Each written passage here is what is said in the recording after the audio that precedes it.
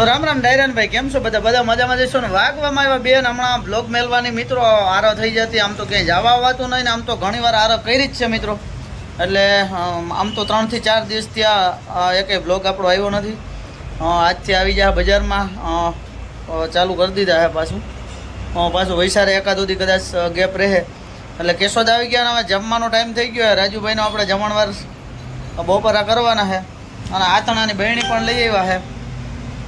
એટલે રાજુભાઈ અરે બપોરા કરીએ. શું છે જમવામાં આગળ જોઈએ અને નવા હો તો સબસ્ક્રાઈબ કરી લેજો અને ચાલે લગીને વિડીયોમાં જોડાઈ રહેજો, મજા આવશે.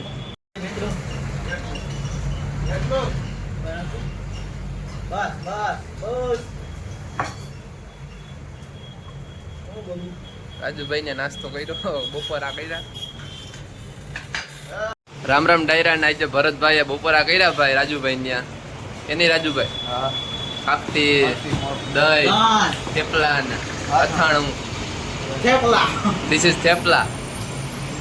ખાખતી આચણા હે પણ આચણા કાઢવાની કાઢ છે મિત્રો.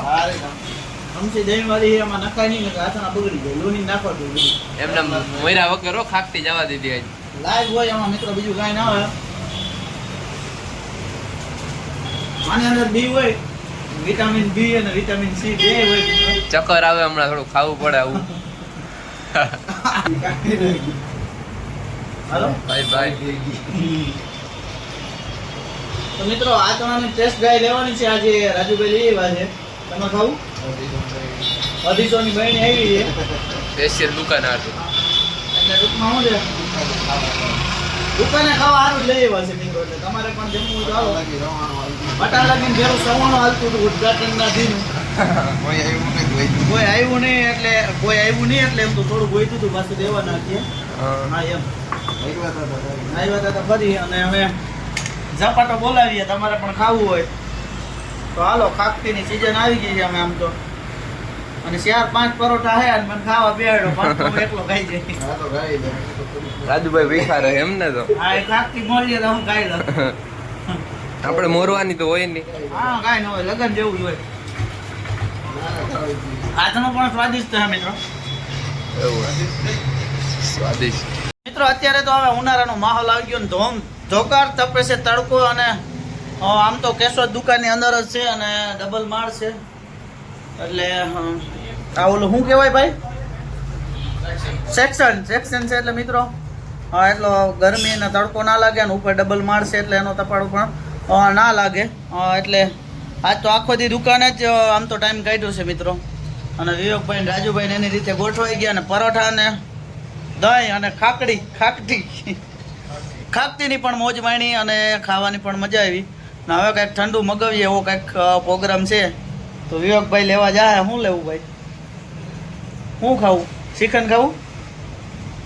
ફ્રૂટ સલાડ કે ઓલું ભાઈ ફ્રૂટ સલાડ શું સોરી શીખું છે કે એવું કંઈક ખાઈએ પીએ અને વિવેકભાઈને લેવા મોકલીએ. ભૂખ પણ. તો મિત્રો શ્રીખંડ આવી ગયું હતું અને ખાઈ પણ ગયા છે. અહીંથી તમને ઝાકું દેખાય કારણ કે હામો બી આવે. કેસર પિસ્તા હતું, હા સાફ કરી ગયા જો. કારણ કે બપોરનું પણ જમવાનું થોડુંક 2 જણા એક ટિફિન ખાઈ ગયા હતા. એટલે વિવેકભાઈ તઈને પાછા પૂરું કરી ગયા. હવે રોંઢે પાછું કંઈક આગળ જતા હાંજ પેડે વિચારીએ. અટાણે આમ તો 4:30-5 જેવું તો થઈ ગયું છે. પણ જોઈએ હજી કાંઈ નીકળે તો કંઈક હજી રોંઢડી આપણે ગામડામાં કહીએ એ પણ કંઈક લેવું. એટલે જોઈએ આગળ અમે મિત્રો. આમ તો ભૂખે બેરાણા કારણ કે 2 જણા, 1 જણાનું ટિફિન ને 2 જણા જઈમાં છે. એટલે થોડીક વાઇટ થાય છે. અને સવારે 10 વાગે આમ તો બપોરા કરીને નીકળી ગયા હતા. હવે પરોઠા અને ભાઈ થેપલા ને દહીં ને એવું ખાધું ને હવે વિવેકભાઈ કંઈક આયોજન કરી અને કંઈક ગામમાંથી લઈ આવીએ.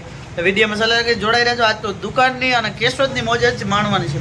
ત્યાર પછી આપણે આવી ગયા છીએ માંડોદરા. અને માંડોદરા એક્ટિવા લઈ આવ્યા છે અને બુલેટ રાજુભાઈને દઈ આવ્યા કારણ કે પગ દુખે છે એટલે હાલવાની થોડીક તકલીફ થઈ છે મિત્રો.